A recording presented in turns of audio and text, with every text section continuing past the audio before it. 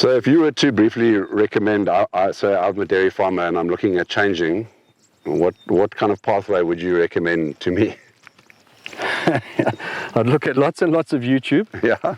First, try and understand the system. You need to understand the system, try and read what nature's doing.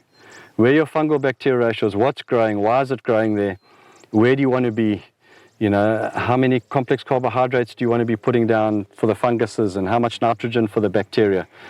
Trying to get all those balances right. And I would say, everyone said I was mad, I did everything, or it was all or nothing. I would say pick a piece and use that as a test block and rather get that right, because I have made many errors and lost lots of money on various different sort of management strategies.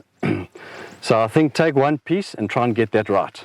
Is there a right that you're going to eventually get to? I don't think so. I don't think you'll ever be right. And after all these years now, as I said, I figured out the molly problem in December 22, and now I've started foliar feeding again after no NPK in the system for 10 years. So I think that is the thing with regen, is you have to be continuously adapting. And there's no script, there's no formula. You just have to look at the principles and try and apply them. You have to have no-till. We hear them all the time. You have to have diversity as key. You have to have as much diversity as possible.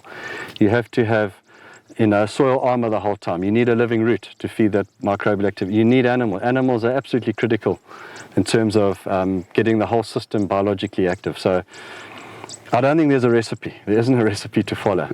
It's just understanding the principles and then trying to replicate those in your situation. The species that you plant are going to be particular to your environment, in your context. So you need to find out what's right there, but the principle is as many as possible. And those are the key sort of indicators to start following if you want to try this whole route.